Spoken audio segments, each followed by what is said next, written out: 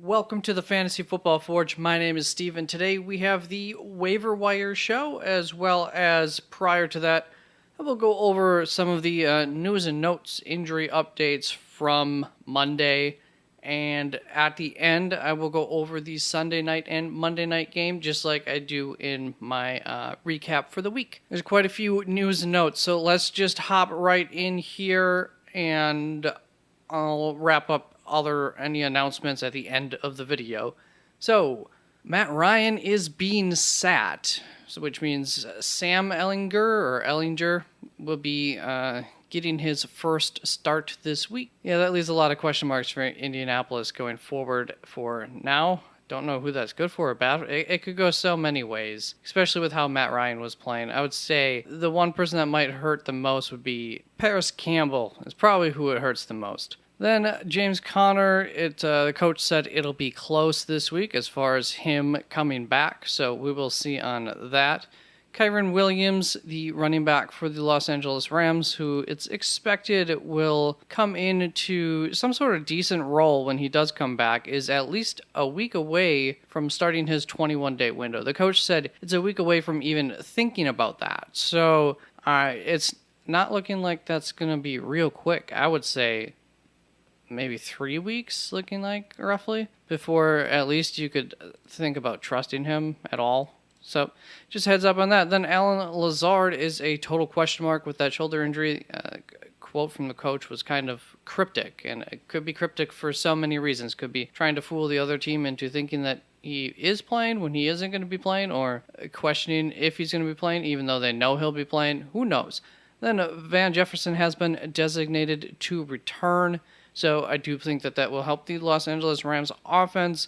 We'll see how much, but he's definitely going to be a guy that's a little higher up on the waiver wire now that he's actually expected to be playing soon. Probably this week, I would think. Then Mike Boone went on to the IR, and they signed Marlon Mack. I don't think that will be a fantasy relevant signing, but that does clear things up in the Denver backfield, so that's kind of helpful. Then Mike Williams had a high ankle sprain, so that will be a bit of a time. I think we have another high ankle. David Njoku, his estimate's 2 to 5 weeks. So for now, we'll just write that in as the expectation for Mike Williams, a minimum of 2 weeks right now. Those high ankle sprains are the bad ones. They can be long-term problems. Then Corey Davis is day-to-day with his injury, so that was good news. Elijah Moore should be back with the team this week. They will need him. That is good news. He is on the waiver wire list. The Jets also lost offensive lineman tackle Elijah Vera Tucker. I don't know if he's the best one on their offensive line, but he's that's just another blow to the team. Pretty big blow, too. So lots of struggles for the Jets. Then Russell Wilson is day-to-day, and he is trending towards playing this week. Russell Wilson owners, I guess, get excited about that. Then Evan Neal, his injury was also good news on his injury. It was not a long-term issue. It looks like it'll be about a month before he can come back. So, in the meantime, that New York Giants offense might struggle a little bit more than they have. Chuba Hubbard is fine. I believe the quote on him was that he could have come back into the game if they needed him to. Then Daniel Bellinger could require surgery for a fracture around his eye socket. Had a really bad gash to the eye, or more than that. And so it's unknown if he'll be back this season or not. So that sucks. Then David Njoku also suffered a high ankle sprain, 2 to 5 weeks there. DJ Metcalf had a patellar tendon injury, may have been a lingering injury that just got worsened. There will not be any surgery needed for that, so that is good. DK Metcalf is said to be trying to practice on Wednesday. I would be incredibly surprised if he practiced on Wednesday. I'd expect him to miss some time with that. That is the knee, that is the ligament, or the tendon, I believe, that attaches the hamstring to like the front of the kneecap, if I recall from health class correctly. I mean, that can take some time to get back to normal. I think it's just going to be a we'll see thing, and it might be a headache each week until he is back. Then Nico Collins is day-to-day with his injury, so that was good news. And I don't think it's likely that he'll be back this week, but it's possible. Then Deebo Samuel is also day-to-day with a hamstring, so it must not have been a severe hamstring injury for him.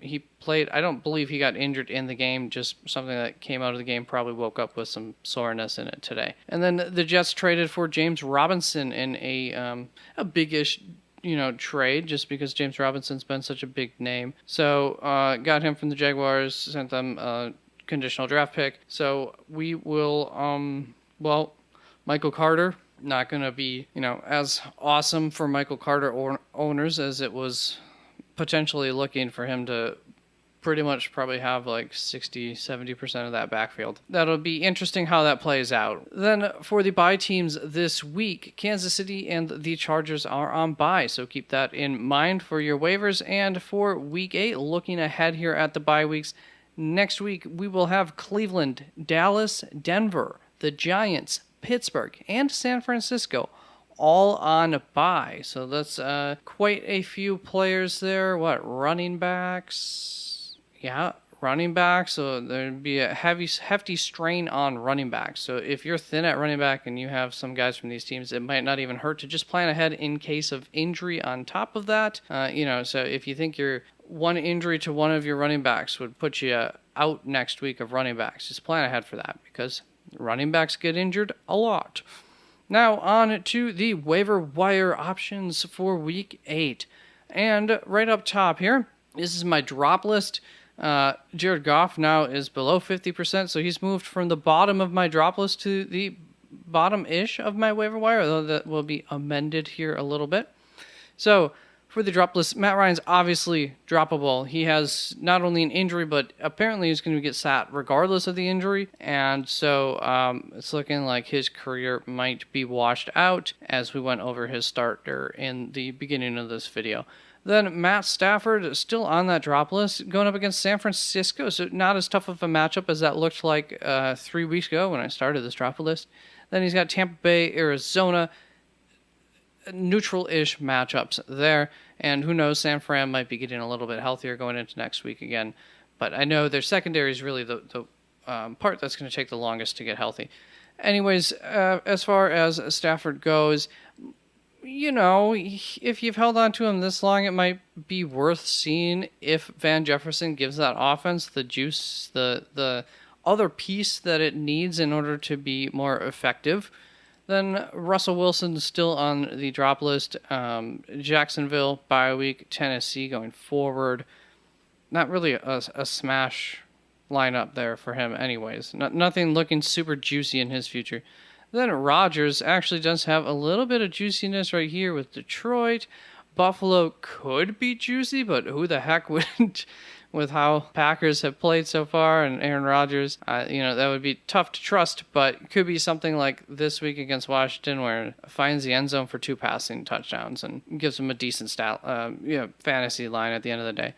Then as far as my waiver options, I still have Jimmy G at the top here going against the Rams this week. Then he's got a bye, then going up against the Los Angeles Chargers. Do you think he'll be a little better going forward option for the rest of the year? And Jameis Winston hopping on up here because of his matchups coming up. And a little caveat here, we don't know that Jameis Winston will be the starter this week at all. He very well might not be.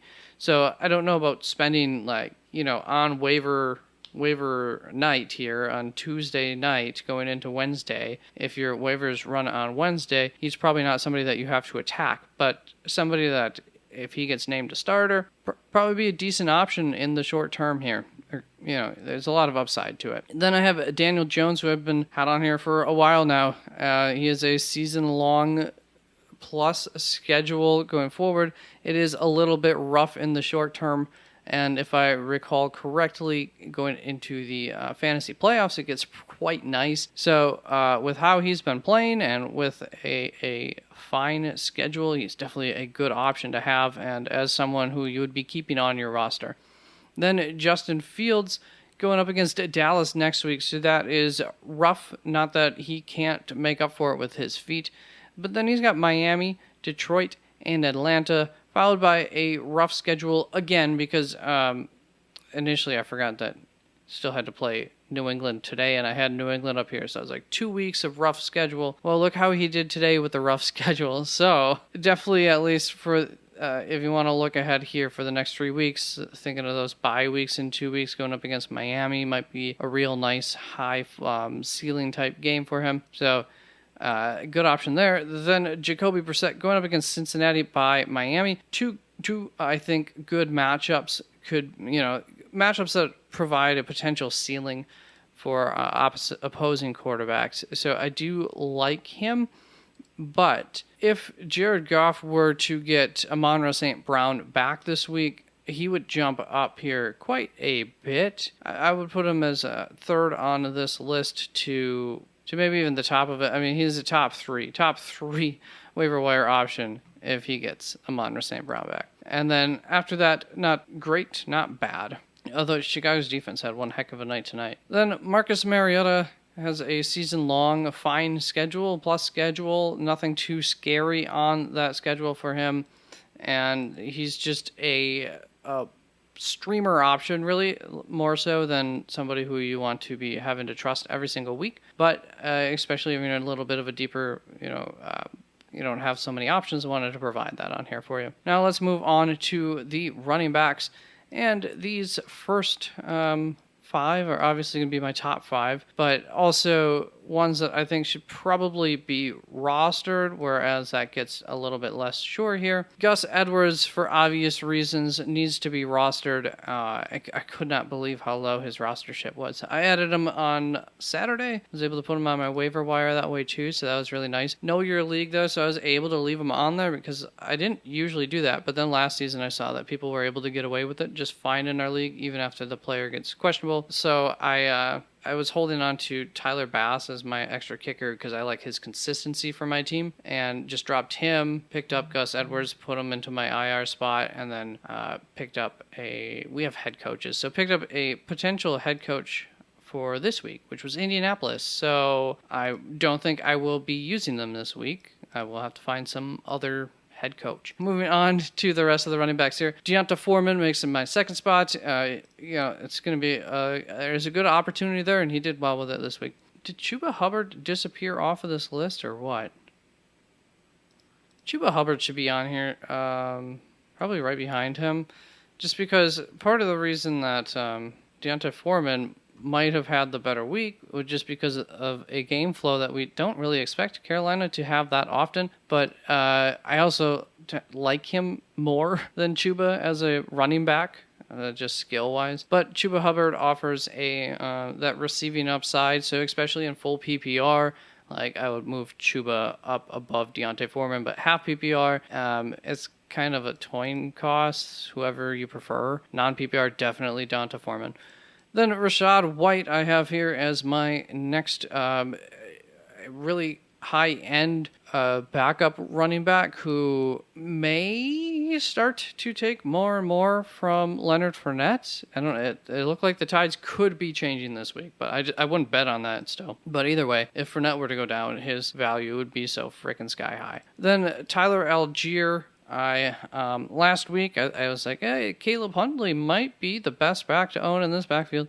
How wrong I was. Tyler Algier out carried him 16-6 this week. So it was really nice to see the Falcons actually finally just put all of their eggs in one basket rather than spreading that around as much as they have been. It still got spread around to like 5 guys probably, but Tyler Algier got the lion's share of it, so that's awesome. Still not super efficient with it, but still good to see. And Isaiah Pacheco was named the lead rusher there in Kansas City, so there's some value to that, even though he's going to be splitting it with Clyde. I would say they're co-leaders in that backfield right now. So I would view both of them as like back end, flexes, flex RB3s if they're going to be splitting that backfield.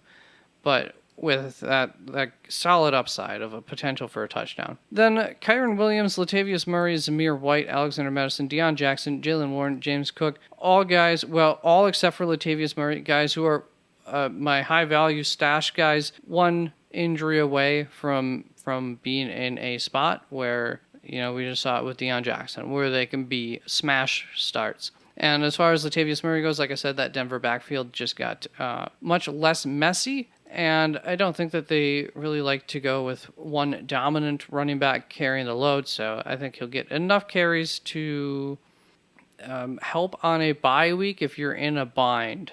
Then same with Jerick McKinnon. It could be we've seen his upside, especially in a full PPR type league.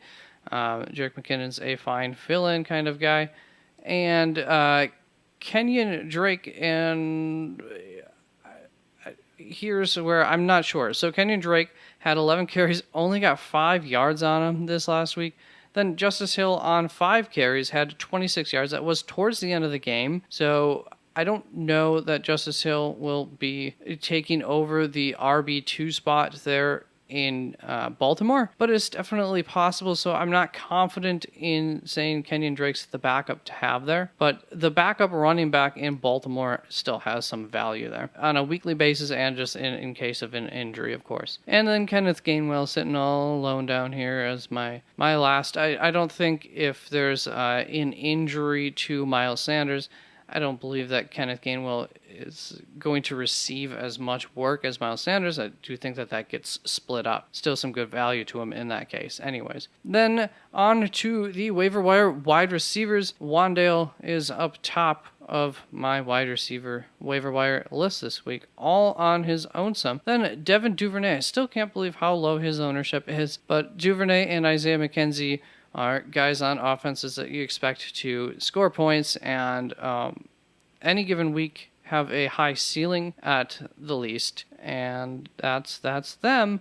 Then Van Jefferson would be a skeptical add in case he is what that offense needs. That will mean that he is having 3 catches for 110 yards and a touchdown, something like that. Same with Jahan Dotson. So Jahan Dotson his ownership has dropped a lot, but still it could be a guy late season could come on. Those rookies in late season, they can tend to do pretty good. So not the worst guy to hold on. We saw some of that upside earlier on in the year. And then Treylon Burks will be coming back from injuries sometime shortly. I don't think I could quite figure out exactly when. He got placed.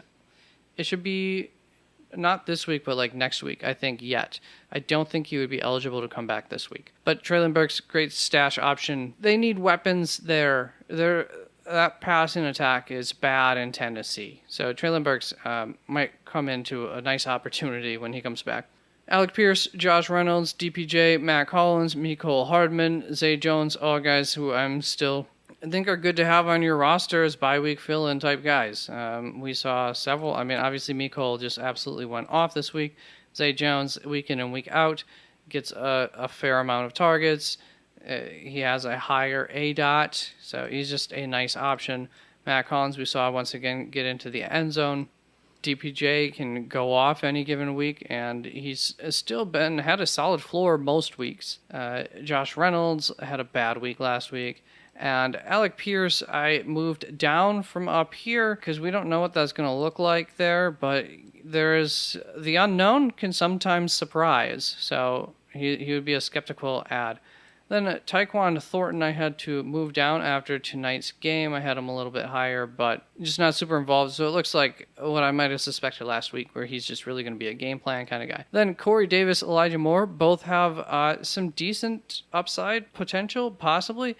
That offense should be passing more for the rest of the season. I personally like that connection that Corey Davis has with Zach Wilson, but Elijah Moore, man, he's talented. Robbie Anderson, obviously skeptical add. Jarvis Landry, when he comes back, he'll come back to some sort of workload. Now, that was, 25% of the game so far that he was healthy for. That worked out. Not the strongest add, but there's potential there. Especially if they get Jameis Winston back, that will be much helpful. I couldn't think of his name. And Noah Brown, I've had him on here all season, and he continues to do well. So always a good fill-in type of guy. Marquise Goodwin, I just don't necessarily trust it. Part of that is, if they have a whole week to game plan, they might game plan around a guy like D. Eskridge, and Marquise Goodwin, being the veteran that he is, might have just been able to take advantage of having to fill in an unexpected situation last week. But there is obviously some upside, a good amount of upside to that. I'm just a little bit concerned about it that I wouldn't be fighting to get him on my roster. And Nico Collins, since that is only a day-to-day injury, remains on this list, but did move him down further than I would probably have him if he was totally healthy. Sky Moore, Kadarius Toney, Joshua Palmer, Paris Campbell, DJ Shark, pretty much on the watch list at the back end here, or deep league type guys. You know, if Kadarius Toney can ever come back onto the field, there's always potential there. Jameson Williams, still don't know if that's going to be helpful this season or not. Julio Jones, don't know when he'll be back. Just leaving him up there. Just leaving him up there so I don't forget about him in the future. Moving on to the tight ends here, where these three are going to be my top three that I think should be on rosters for the most part at this point. Evan Ingram, Mr. Solid. To be honest, if you're having to work the waiver wire each and every week for your tight end, you don't have a must-start tight end, then I like a guy like this who I know isn't going to give me a goose egg any given week. And I like this schedule too moving forward. Denver, not the easiest, but actually against the tight end, they're still pretty good, but not excellent. And then Cade Otton and Greg Dulcich are both some rookie guys who have gotten some opportunities and done pretty darn well with them so far. Hayden Hurst, Harrison Bryant. So Hayden Hurst, we know that. I mean, he's right up there. He's a great weekly option. And Harrison Bryant, I think, is a great receiving tight end. I think the team has a lot of trust in him. And we saw how David Njoku was doing there with Jacoby Brissett throwing to him. That's part of the reason that we liked David Njoku coming into the season with Jacoby Brissett. So I do like Harrison Bryant as a bit of a speculative ad if need be at tight end. He's been a cool tight end in a limited amount of chances, usually buried on the depth chart. And then Hunter Henry, always still a decent option. Irv Smith, Logan Thomas, followed by Noah Fant, Mike Gesicki. Juwan Johnson makes his way onto my list, and Cole Kmet remains down here. Just had those as a reminder in case he had a really good game tonight. But those are, below these guys on my start list, my waiver wire list. So those are my waiver wire options this week. Is there anyone, Wandale, you should be attacking to a certain extent, especially for full PPR leagues, and these boys are all worth attacking to, depending on how desperate you are down the list there. And that's really it. Now, on to and plan ahead with quarterbacks with all those bye weeks coming next week. Never hurts. So you saw had those schedules up there. But on to the weekly recap for Sunday night, where Miami beat Pittsburgh in a odd game. It looked like Miami was going to just rout them, and then they couldn't score again. So Miami 16, Pittsburgh 10, and for Miami, there really wasn't anything new to report on. The skill players did their skill thing, so welcome back, Tua.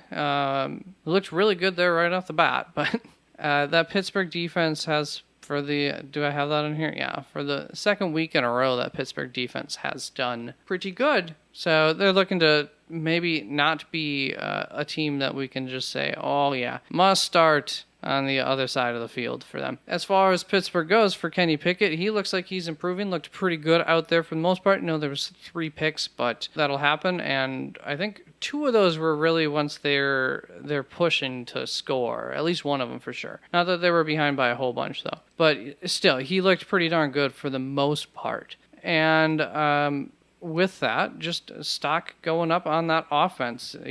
They're letting him play ball like any other player, it looks like to me. There's really no they're not babying him. So that's good for that offense. Then as far as Chicago and New England goes, Chicago ended up steamrolling, we'll go with New England, because it was sort of a slow roll. It took a little while for the ending score to look like this. Could have even looked worse, but Chicago was nice, and they nailed it on 4th and 1 while they were like 1 yard out or 2 from the end zone with some time on the clock. So that was nice to see that sportsmanship and respect from the Chicago coaching staff there, where I don't think anybody would have faulted them for running it forward, really. And so, yeah, that is all of that.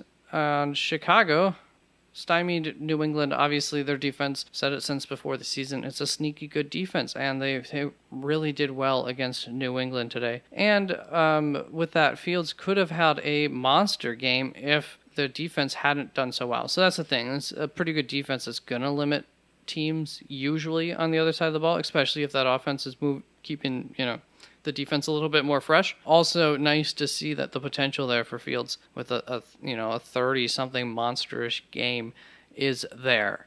So that's in his profile. And then as far as New England goes, Bailey Zappi going to be the starter there? Might be. I don't know for sure. He is a 6th-round rookie. They do have quite a bit of capital put into Mac Jones, so we'll see. But, I mean, either way, they're not stellar quarterbacks. That one or the other is really affecting these skill players on this offense too much. And also, it was Steven's season today, which was nice to see. Even in a loss, he had 8 receptions on 8 targets for 59 yards.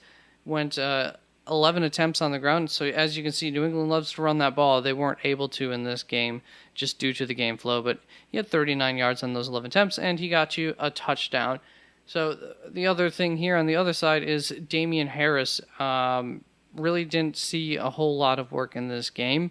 Was that a game flow thing? I think in part, yes, but especially in games that we're not expecting New England to be able to maybe run so well, it looks like they have increased their trust in Stevenson. So good for Ramondre Stevenson owners. And that is it. All of my rankings videos come out on Wednesday for each position, one at a time. So keep an eye out for those. Then I put my rankings up on the website on Thursday. Other than that, thanks for the new subscribers. Do appreciate that, gents and ladies, too. If there are any. So thank you very much, everybody, for showing up, and appreciate you. Peace out.